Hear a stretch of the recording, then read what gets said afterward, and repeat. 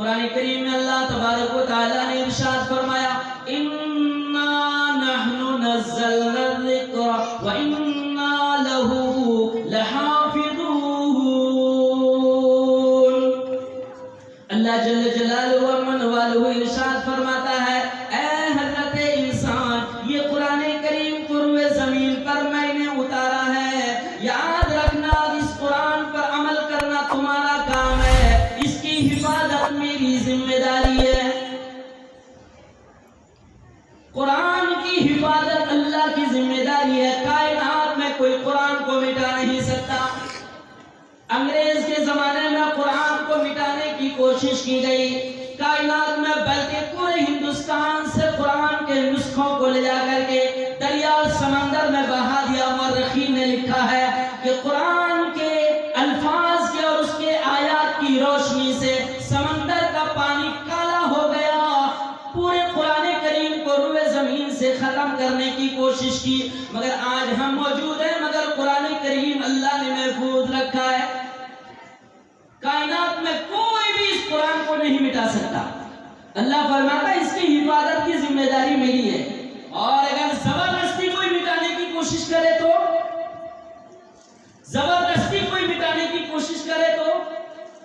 اور اگر زبردستی قرآن کے اندر سے کوئی چیز نکال دینے کی کوشش کرے تو آپ حضرات کو ایک نام معلوم ہوگا، اگر آپ حضرات نیوز پڑھتے ہیں، دیکھتے ہیں، سنتے ہیں، ایک آدمی تھا، اس نے 26 آیات کو قرآن سے نکالا۔ میں بھی آپ سے نام پوچھوں گا، اگر کوئی مجمع سے نام بتا دیں گے تو ان کو میں ایک دعا دوں گا انشاءاللہ، لیکن ابھی بتائیے گا، میں جب پوچھوں گا تب بتائیے گا وہ ہے کون۔ وہ ہمارے ملک کا ہے، ابھی تازہ ترین واقعہ ہے، بہت پرانا نہیں ہے۔ اس نے 26 آیات قرآن کریم سے نکال کر الگ سے ایک کتاب بنائی، اور کتاب بنا کر اس نے اس کتاب کو چھپا کر عام کرنے کی کوشش کی، اور یہ کہا کہ قرآن کریم میں جو 26 آیات ہیں یہ انسان کے لیے نقصان دہ ہے، قرآن میں یہ آیات نہیں رہنا چاہیے، اس کی ضرورت نہیں ہے۔ جب اس نے یہ کام کیا نا، قرآن سے آیات نکالنے کی کوشش کی، تو اللہ تعالیٰ نے اس کو اسلام سے ہی نکال دیا۔ یوں اللہ نے پکڑا اور بولا چل باہر چل، اندر تیرا کوئی کام نہیں۔ سن بتا سکتے ہیں سامنے، یہاں سے نہیں، سامنے سے۔ اس کا نام کیا ہے؟ وسیم رضوی۔ کتنے سارے لوگ کہتے ہیں ماشاءاللہ، وسیم رضوی ان کا نام ہے۔ آج تک باہر ہے بندہ، نہ گھر کا رہا نہ گھاٹ کا، بیچارہ گھاٹ میں بھی جگہ نہیں ہے سونے کی۔ آپ اگر دیکھ رہے ہوں گے ان کے نیوز اور ان کی ویڈیوز، خود کہتا ہے میں کتے کی طرح زندگی گزار رہا، خود بول رہا ہے۔ اس نے 26 آیات نکالنے کی کوشش کی قرآن سے، اللہ نے اس کو اسلام سے باہر کر دیا۔ چلو بات چلو۔ تو قرآن کی حفاظت کی ذمہ داری کس کی ہے؟ اللہ کی ہے۔ یہ تو زندہ مثال ہمارے سامنے ہے، لیکن ہم اور آپ غور کریں کہ جو اللہ نے قرآن میں فرمایا ہے نا کہ اس قرآن کو ہم نے نازل کیا، اس کی حفاظت ہم کریں گے، تو اللہ حفاظت کیسے کر رہا ہے یہ تو اللہ ہی جانتا ہے، لیکن ہم اور آپ کو بھی تو اللہ نے عقل دی ہے نا، تو ہم سمجھنے کی کوشش کریں کہ رب پروردگار قرآن کی حفاظت کیسے کر رہا ہے۔ اگر انگریز کے زمانے میں انگریزوں نے قرآن کریم کو دریا برد کر دینے کی کوشش کی اور سمندر میں لے جا کر اس کو بہا دینے، سڑا دینے، ختم کر دینے کی کوشش کی، تو قرآن تو ختم ہوا نہیں، قرآن تو آج بھی موجود ہے۔ تو ہم اور آپ دیکھتے ہیں کہ یہ قرآن کریم جو اللہ تبارک و تعالیٰ نے جس کی حفاظت کی ہے، اور جو اللہ تبارک و تعالیٰ حفاظت کر رہا ہے قرآن کریم کی، اس کی زندہ مثال ہم روئے زمین پر یہ دیکھ رہے ہیں کہ جتنے حافظ قرآن ہیں نا روئے زمین پر، یہ حافظ قرآن جن کے سینے میں اللہ کا قرآن ہے نا، یہ قرآن کی حفاظت کا ذریعہ ہے جو اللہ نے بنایا ہے۔ اب اس کی مثال سنیے، اس کی مثال اس طرح سمجھیں، ایک آدمی کے پاس 10 تولے سونا ہے، کتنے؟ میں نے تو اس کی کم بول دیا، 10 تولے۔ ابھی بمبئی میں ہم نے ایک نکاح پڑھایا، تو نکاح کا فارم میں بھر رہا تھا، تو بولے دینمار کتنا ہے؟ ہمارے یہاں دینمار وہ الٹا لکھا جاتا ہے، وہاں دینمار لڑکا لڑکی کو کتنا دے گا وہ اسی وقت ہوتا ہے نکاح کے ٹائم میں، ہمارے یہاں تو باقی ہوتا ہے 4 لاکھ دینمار اور اوپر سے کیا رائے سکہ رائے جو ایک اشرفی دے گا، کسی نے اشرفی دیکھیں کسی نے اشرفی کیوں لکھا دیتے ہیں اشرفی؟ وہاں کیا سسٹم ہے، ابھی لڑکا لڑکی کو کیا دے رہا ہے، تو اس نے کہا لکھو 40 تولے سونا. کتنے؟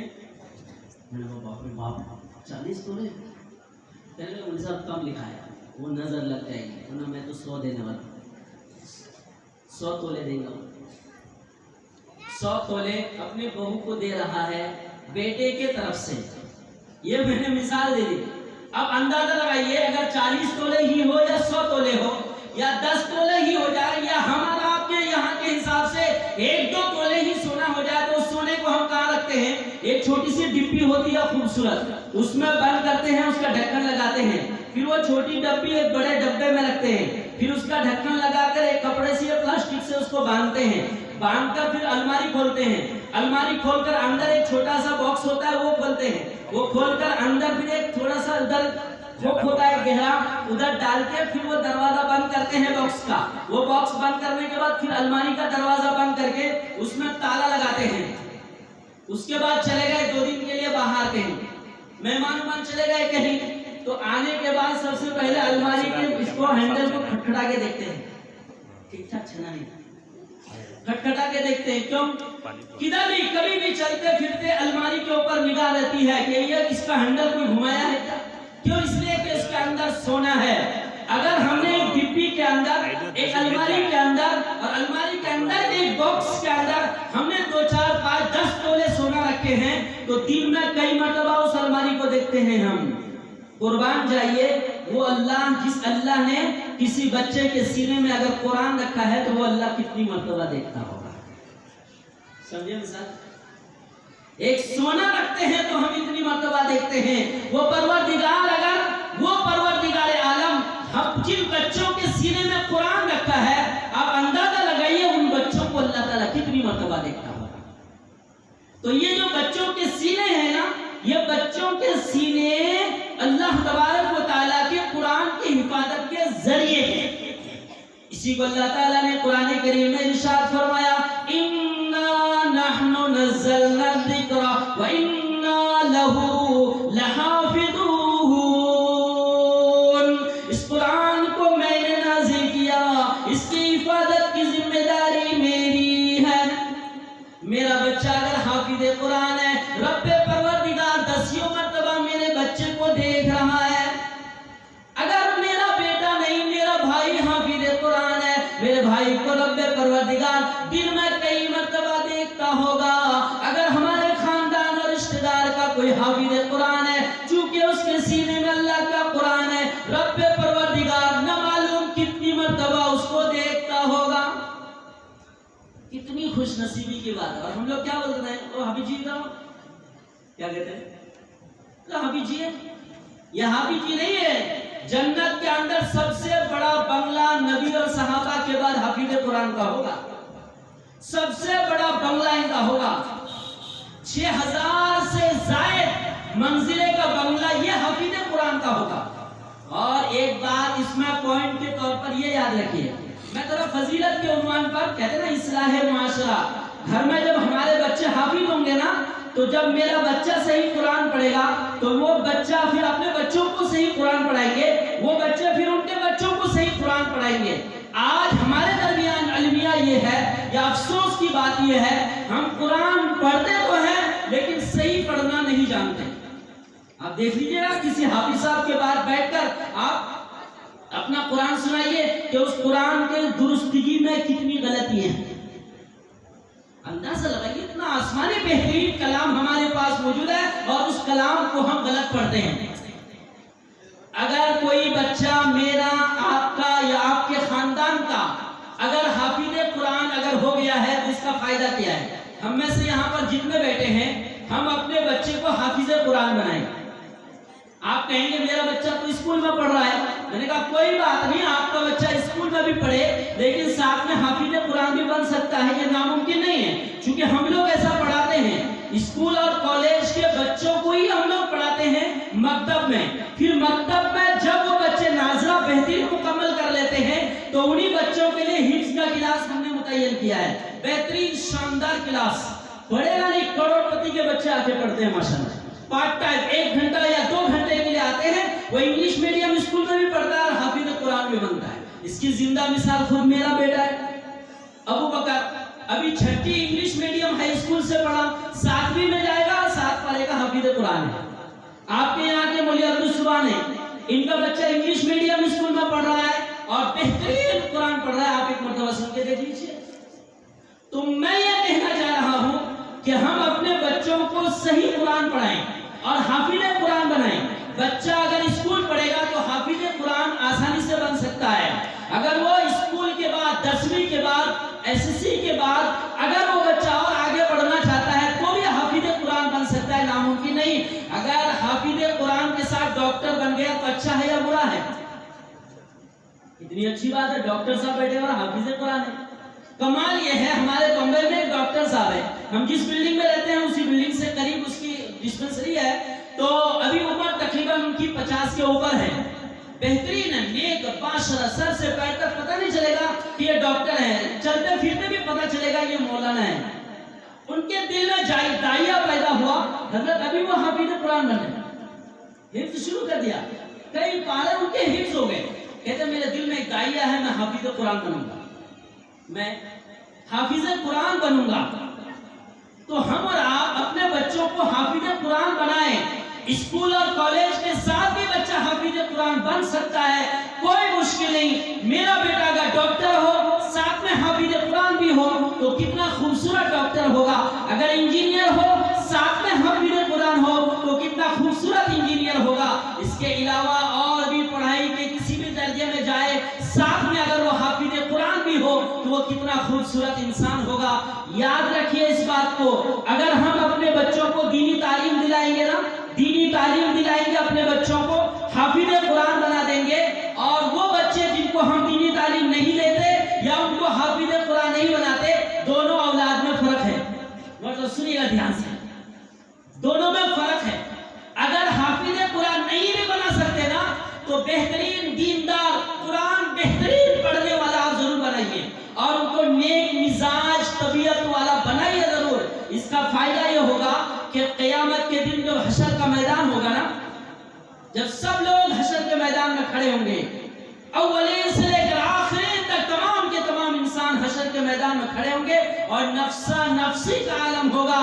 یہاں تک کہ ہم اور آپ حدیث میں یہ بھی سن چکے ہیں کہ انبیاء علیہ السلام بھی رب پروردگار کی جلال کو دیکھ کر گھٹنوں کے بل گر جائیں گے, گھٹنوں کے بل گر جائیں گے.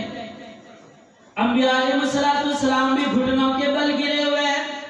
تمام لوگ پریشان حال ہیں, سفارش کرنے کے لیے پہلے آدم علیہ السلام کے پاس جائیں گے, انکار کر دیں گے. آج میں کسی کا سوال نہیں کرتا, میں اپنے آپ کا سوال کرتا ہوں. لوگ نوح علیہ السلام کے پاس جائیں گے, اے پیغمبر اعظم آپ سفارش کر دیجئے, وہ بھی یہی کہیں گے آج میں کسی کے متعلق رب کے دربار میں اپلیکیشن لے کے نہیں جاتا, آج میرا خود اپنا سوال ہے. جائیں گے حضرت موسیٰ علیہ السلام کے بعد, حضرت عیسیٰ علیہ السلام کے بعد, سب کے سب انکار کر دیں گے. اخیر میں یہ امت آخری نبی جناب محمد رسول اللہ صلی اللہ تعالی علیہ وسلم کے پاس جائیں گے. نبی پاک علیہ السلام سجدے میں سر رکھ کر رو رہے ہوں گے.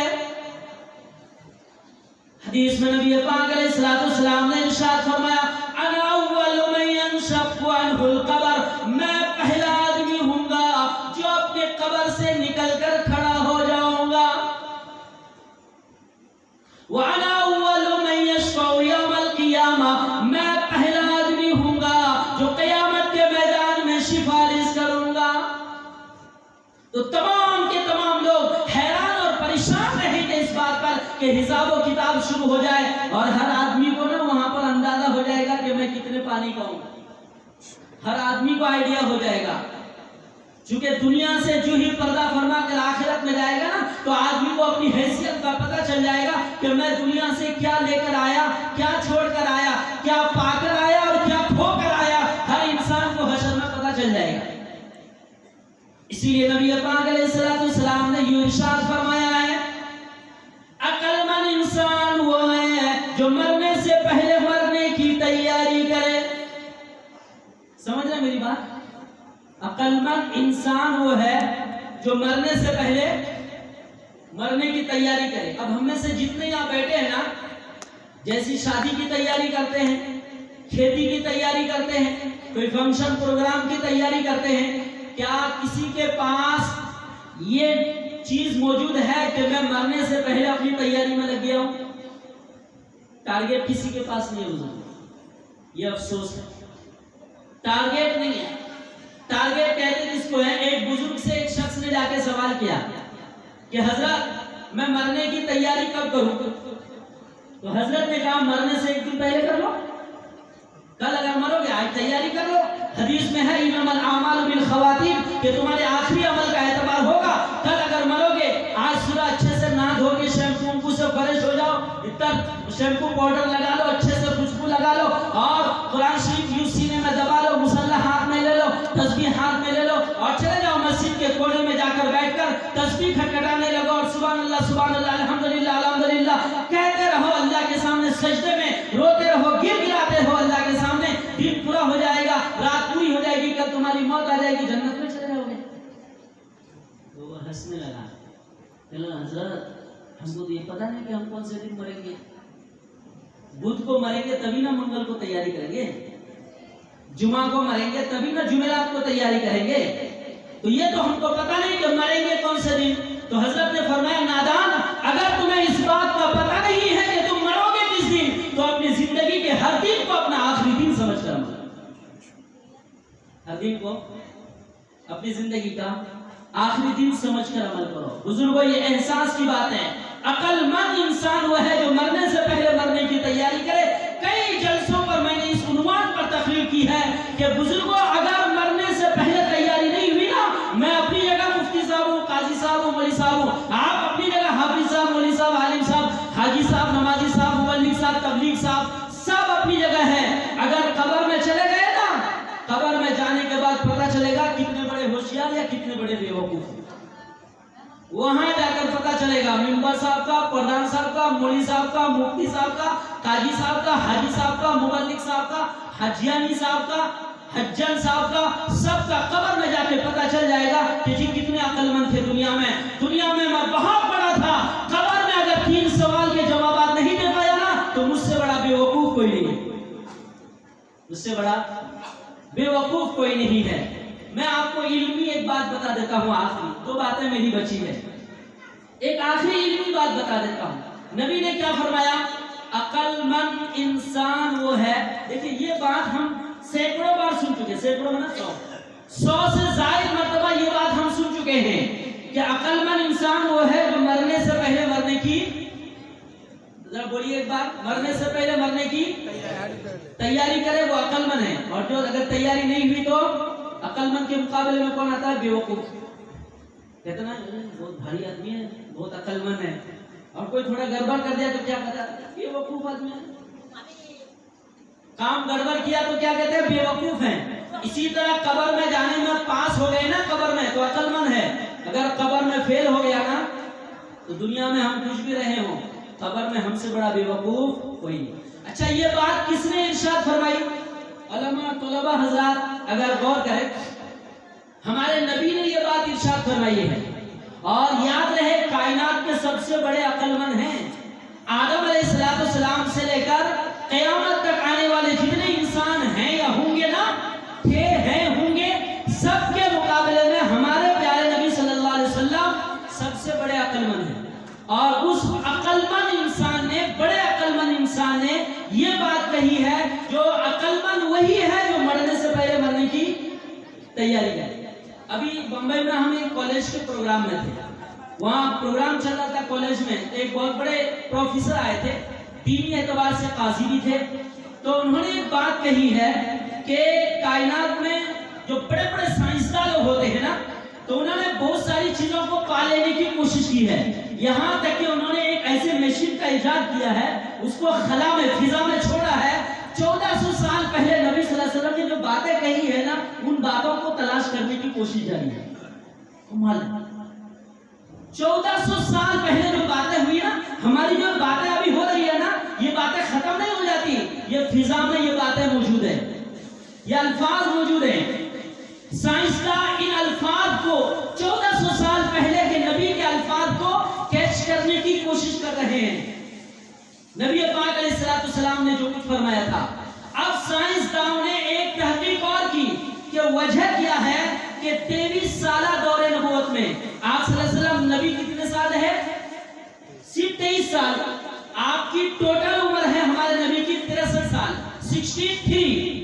40 سال میں آپ نبی بنے, 13 سال آپ مکہ میں رہے, کتنے ہو گئے؟ 53 53. اور 10 سال آپ مدینے میں رہے تو کتنے ہو گئے ٹوٹل؟ 63 63 سال. تو 40 سے 63 تک 23 سال بنتے ہیں. 23 سال ہمارے نبی رہے. 23 سال میں پوری دنیا میں آپ نے اسلام کو پھیلا دیا. اندازہ لگائیے نبی کے پاس دماغ کیسا تھا, نبی کتنے بڑے عقل مند تھے. اگلی بات سنیے بزرگوں, تو جو کالج کے پروگرام میں تھے وہاں پروفیسر نے ایک بات کہی کہ سائنسدانوں نے اس بات کی تحقیق کر لی ہے کہ صرف 23 سال میں پوری دنیا میں ایک اسلام کو پھیلا دینا, چپے چپے میں اسلام کو پھیلا دینا, گھر گھر اور دروازے تک اسلام کو پھیلا دینا, یہ نبی پاک علیہ الصلوۃ والسلام کے دماغ کی بات ہے. تو چلو تو ان کے دماغ کو پرکھتے ہیں. تو انسان کے دماغوں کو پرکھنے لگے. تو کائنات کا جو سب سے بڑا سائنسداں ہے نا, جو چاند پر جا کر بھی اوپر جانے کی کوشش کر رہے ہیں, آپ حضرات کو معلوم ہے یہ ہمارے ہندوستان کی خصوصیت ہے کہ ہندوستان کے سائنسداں چاند پر گئے اور چاند پر جا کر چاند پر سے مٹی اٹھا کر لائے زمین پر, اور اس مٹی میں کھیتی کرنے کی کوشش کی, بیج ڈال کر, تو وہ بیج اگنے لگی.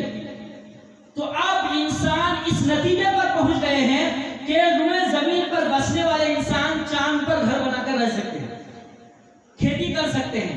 پنجاب کا ایک بہت بڑا سیٹ ہے پنجاب کا, جب اس نے یہ دیکھا کہ اسرو کمپنی ہے نا, اسرو سائنسداں, وہی سائنسداں ہمارے ملک کا, وہ جو گئے تھے وہ لوگ مٹی اتار کر لائے اور اس میں اناج اگا کر دیکھا وہاں بود و باش اور رہن سہن کی گنجائش ہے. تو پنجاب کے ایک سیٹ نے یہ فیصلہ لیا کہ میں اپنی بیٹی کی شادی چاند پہ کراؤں گا.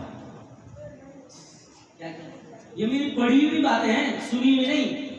میں اللہ کا احسان میں میڈیا کو پڑھتا ہوں, سنتا ہوں, دیکھتا ہوں. یہ میڈیا والے سامنے بیٹھے تھے کہ محبوب صاحب ماشاءاللہ وائس آف انڈیا WB بولتے رہتے ہیں, خالی ابھی بھی کر رہے ہیں وہ. تو ان کا بھی نیوز میں دیکھتا ہوں, ٹانگ پہ توڑتے ہیں لیکن ٹھیک ٹھاک رکھتے ہیں ماشاءاللہ. ان کا نیوز دیکھا کیجیے, یہ جدید خبریں دیتے ہیں یہ ماشاءاللہ. اس کے علاوہ میں دنیا کی خبریں الحمدللہ پڑھتے رہتا ہوں. موبائل میں ہے نا, ابھی حضرت مولانا شاہ عالم صاحب کہہ رہے تھے کہ موبائل صحیح بھی استعمال کر سکتے ہیں, غلط بھی. ہم لوگ تو ماشاءاللہ بہت بہترین استعمال کرتے ہیں موبائل کو. غلطیاں ہو جائے تو اللہ تعالیٰ کمی بیشی معاف کرے, لیکن موبائل بہت بہترین نعمت ہے. ہم تو یہ کہیں بہترین نعمت ہے موبائل. تو بہرحال سائنسدانوں نے اس بات کی تحقیق کی ہے روئے زمین پر انسانوں کے دماغ کی. تو جو سب سے بڑا سائنسداں ہے نا کائنات کا, جب اس کا انتقال ہوا تو اس کا دماغ, اس کا بھیجا نکال کر اس کی تحقیق کی کہ اس کا بھیجا کتنا استعمال ہوا ہے کائنات میں. چونکہ وہ چاند پر جا چکا ہے, اس سے اوپر بھی جانے کی کوشش کی ہے, تو کتنا دماغ ہوگا اس کے پاس. تو اس کے دماغ کا جو ریسرچ کیا گیا نا, تو پتا چلا صرف 1/3 استعمال ہوا ہے. 1/3 کس کو کہتے ہیں؟ 33%. یعنی 100 کو 3 جگہ تقسیم کیجئے تو 33% کچھ پوائنٹ اوپر ہے. صرف 33% دماغ استعمال ہوا ہے, یعنی 3 حصوں میں سے 1 حصہ دماغ استعمال ہوا ہے, 2 حصے اس کے دماغ باقی ہیں, اور کائنات میں آسمان زمین کی خاک چھان کر وہ اس دنیا سے چلے گئے. سمجھ رہے بات کو؟ آسمان زمین کی خاک چھانے تو 1/3 اس کا دماغ استعمال ہوا ہے. اب اس نے اندازہ لگایا کہ 23 سالہ دور نبوت میں محمد صلی اللہ علیہ وسلم نے پوری دنیا میں اسلام کو جو پھیلایا ہے, تو اس سے اندازہ ہوتا ہے ان کی محنت سے کہ محمد صلی اللہ علیہ وسلم کا جب انتقال ہوا ہے نا, تو اس کا دماغ ان کا مکمل استعمال ہوا ہے. مکمل استعمال ہوا ہے ہمارے نبی صلی اللہ علیہ وسلم کا دماغ. تب جا کر آپ صلی اللہ علیہ وسلم نے تخت شاہی پر بیٹھ کر حکومت چلانے والے سے لے کر کے گلیوں میں تھیلا کٹورا لے کر بھیک مانگنے والے تک کے اصول بیان کر دیے. یہی وجہ آپ صلی اللہ علیہ وسلم کے زمانے میں جہاز نہیں تھا, لیکن قرآن میں جہاز کی خبر ہے. جو قرآن کا درس دیتے ہیں تفسیر کرتا ہے، میں چونکہ درس قرآن سے منسلک ہوں، میں ہر چیز قرآن سے ثابت کر کے بتا دوں گا. جتنا راکٹ ہے، جہاز ہے، پلین ہے، ٹرین ہے، جتنے بھی چیزیں ہیں، یہ تمام کی تمام چیزوں کا ثبوت قرآن کے اندر موجود ہے. آج کے 1400 سال پہلے نبی پاک علیہ السلام پر یہ قرآن نازل ہوا تھا.